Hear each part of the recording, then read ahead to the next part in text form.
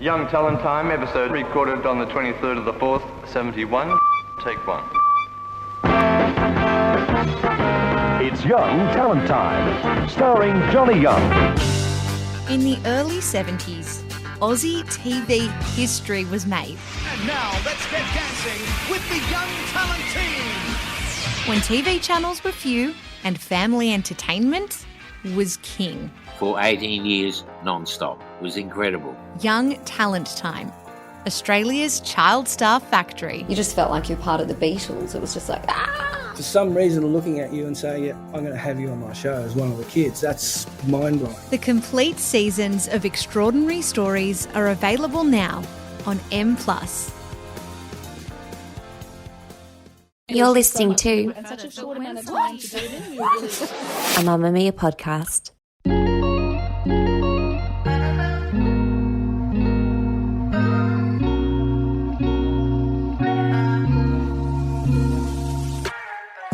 This is Sealed Section, Mamma Mia's sex podcast, where I answer all your questions.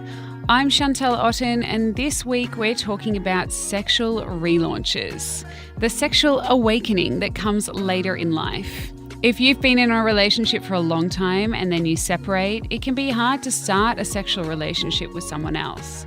But it can also be amazing, and there is no time limit on great and fulfilling sex.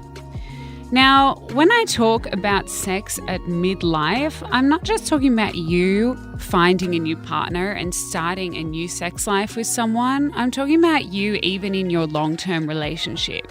Sex shouldn't have to end. If you like it and if it's fun, then I would suggest that you consider coming up with new ways of talking about it with your sexual partner, and also just trying to spice it up once in a while. I think the problem that I see with a lot of people is they're bored of the type of sex they're having. You know, they know the routine, they know the menu, they know what comes after this or that, and they start to think, you know what? It's just not that exciting to me anymore. It's not that interesting because I already know what the outcome will be and how I'm going to get off. And look, as we grow older, as the saying goes, the brain is the most important sexual organ. But we also can't deny the role that our bodies play, especially as we age. Satisfying sex depends on a few things. The presence of desire, arousal, so the way that our body reacts to sexual stimuli like getting wet or getting an erection, absence of pain, because of course when we go through menopause we lose a lot of those important hormones that make us feel lubricated and wet down there and good. We also lose a lot of our sexual desire with the loss of these hormones. And we can also find it a bit difficult to reach orgasm. After menopause, libido declines, and changes in our body can make it a bit more difficult to be aroused. It can be painful to have intercourse. It can be difficult to climax. And I don't think it's too much of a surprise that many vulva owners become dissatisfied with sex, and some avoid intimacy entirely.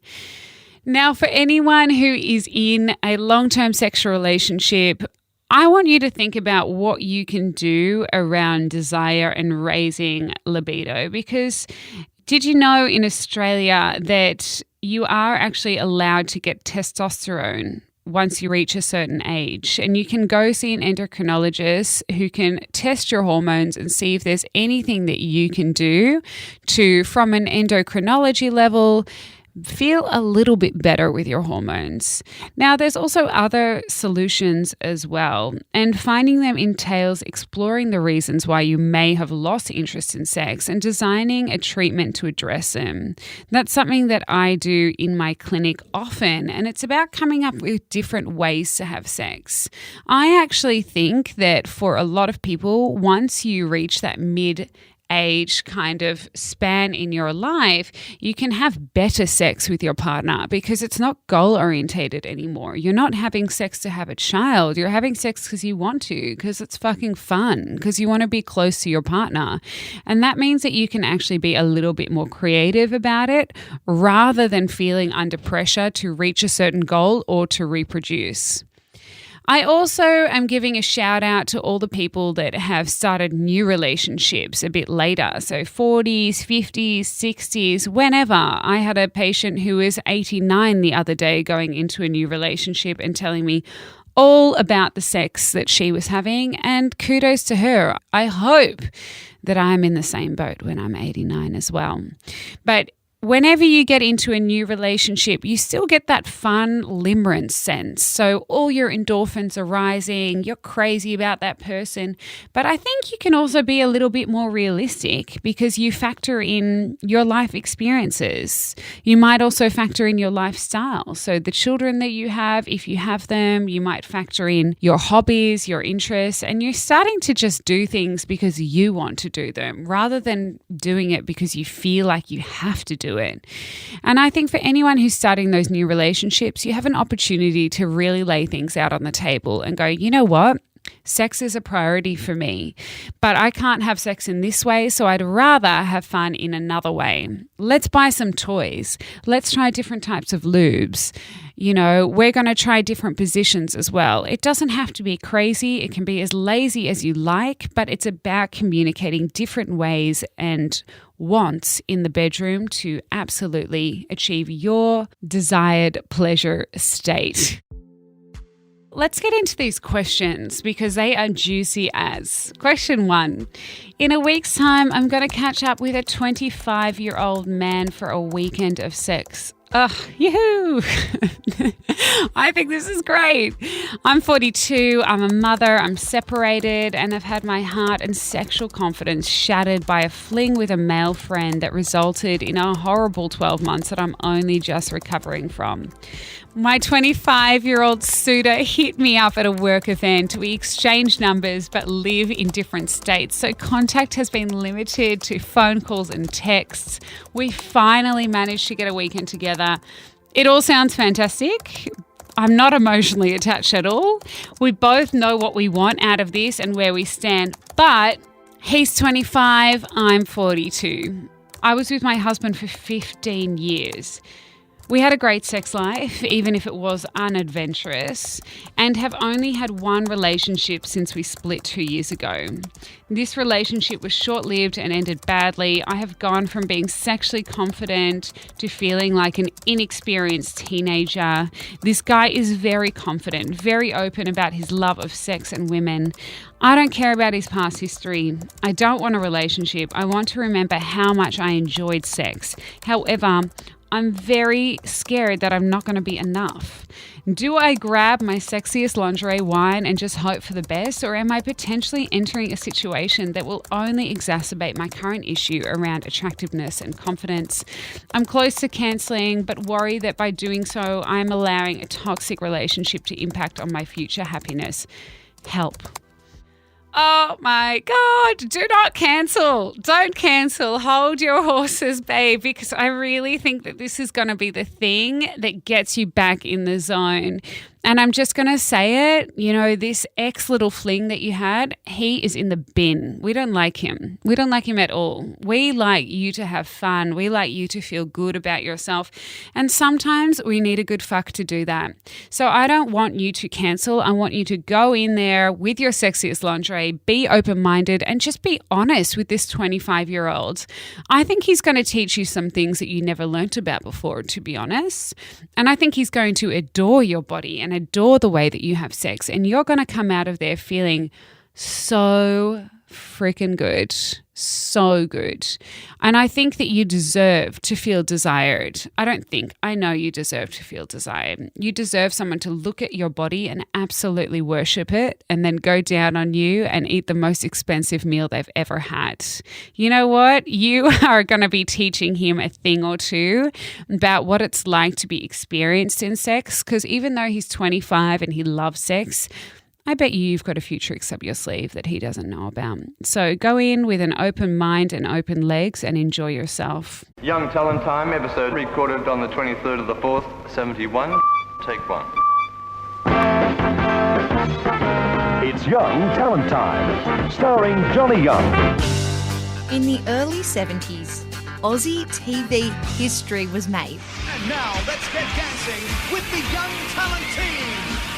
when TV channels were few and family entertainment was king. For 18 years, non-stop. It was incredible. Young Talent Time, Australia's child star factory. You just felt like you're part of the Beatles. It was just like, For some reason, looking at you and saying, yeah, I'm going to have you on my show as one of the kids, that's mind-blowing. The complete seasons of extraordinary stories are available now on M+. Now we're on to our next question. How can you stay sexually healthy when not having sex? I'm in a sexless marriage. No sex for nearly 10 years now. I'm 45 and am aiming for divorce in 5 years or so. I want everything to be in a good shape when I can have sex again. Well, hon, wow, what a situation you are in. And look, it's not a lonely situation. There's plenty of people out there who are in sexless marriages. I love that you're aiming for divorce in 5 years or so, but I'm wondering what the holdup is. You're 45, so I'm assuming that if you had kids maybe in your 30s or late 30s, they'd kind of be around, old enough to kind of understand if you were to separate now. So you don't have to necessarily hold on. But at the end of the day, I don't live in your life. I just want you to recognize that you're allowed to have happiness as soon as you want to have happiness. You don't have to wait for anyone. You just do it in the right way and make sure that you're feeling supported and like you're able to support anyone who's going to be impacted around you. But look, at the end of the day, I think you deserve to have sex too. 10 years is a very long time. And we do say in the sexology world that if you don't use it, you lose it. So what I think that you should do is definitely have some solo self-play. Make sure that you are engaging in self-pleasure, clitoral and penetrative, because you need to have blood flow down to that area. If you're waiting until you're 50 to get a divorce, just remember that you will be going into menopausal years as well. So you might not be in the best shape to have sex again because your body might be working a little bit against you. So just have a chat to your doctor and make sure that you've got all your ducks in a row from a physiological point of view to make sure that you're feeling good down there when you come out of your marriage too. And look, I think that it's also about maybe, if you can, having a chat to your partner. I don't know if this is an option or not, but I'm sure your partner's noticed that you haven't had sex for 10 years as well. I just wonder what's holding you guys together, because sex is not a prerequisite for a great marriage. You can have a beautiful marriage, an amazing marriage without having a great sex life. But if sex is something that you value highly, I wonder if your partner would be open to exploring you opening up that part of your marriage. Maybe there is an option for you to try having sex with different people as well. That's something that I want you to consider. So seeing someone that's able to help you with that journey, maybe a sexologist or someone who's a psychologist and a specialist in non-monogamy might be able to help. But remember, at the end of the day, your health and your emotional and mental health is important, and you need to take care of yourself. So grab that lube, grab those sex toys, and enjoy yourself for these next 5 years or so. But I would love for you to have someone hold you and ravish you and make you feel desired as well. So that's something to really consider. Okay, our last question. For peri and menopausal women, what do you recommend to get the juices flowing again, literally, and spark the desire flame? Look, when you go through perimenopause or menopause, you can start to get a little bit uncomfortable down there because the juices are all dried up, and you might get things such as vaginal atrophy, which is, I don't want to scare anyone, but it's life.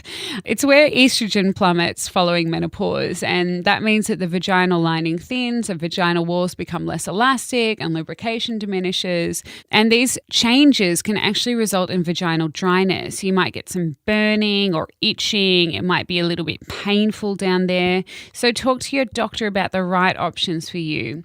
You might want to try some topical estrogen, so putting a topical cream down there with some estrogen hormone in it, which will help with lubrication.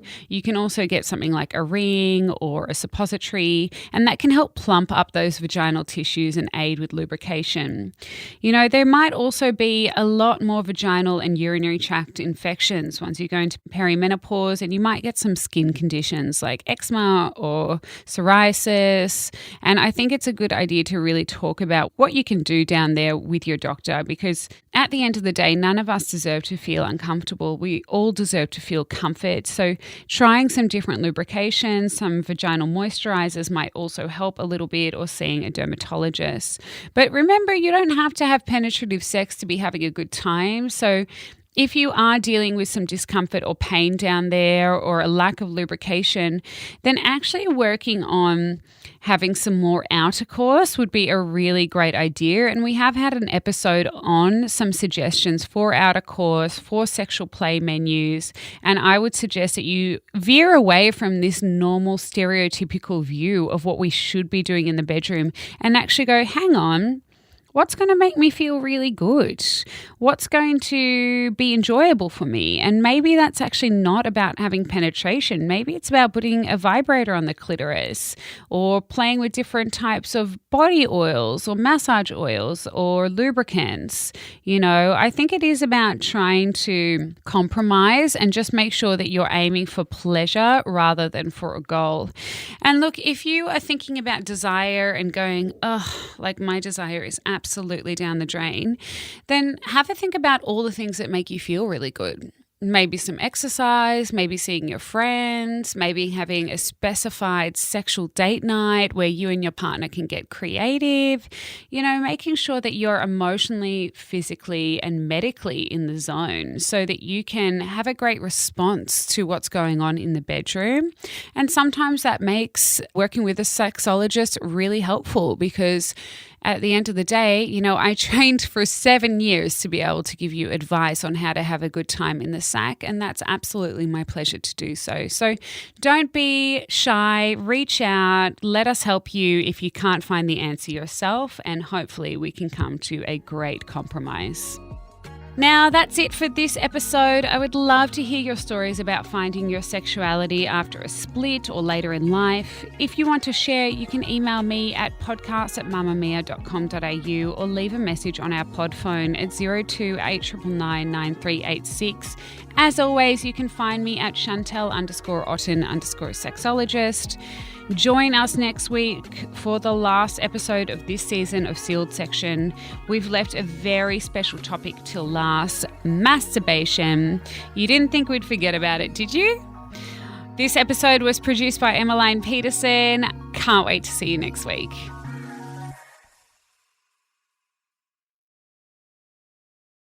Mamma Mia acknowledges the traditional owners of the land we have recorded this podcast on, the Gadigal people of the Eora Nation.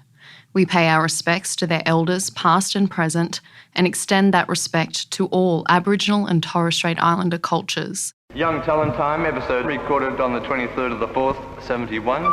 Take one. It's Young Talent Time, starring Johnny Young. In the early 70s, Aussie TV history was made.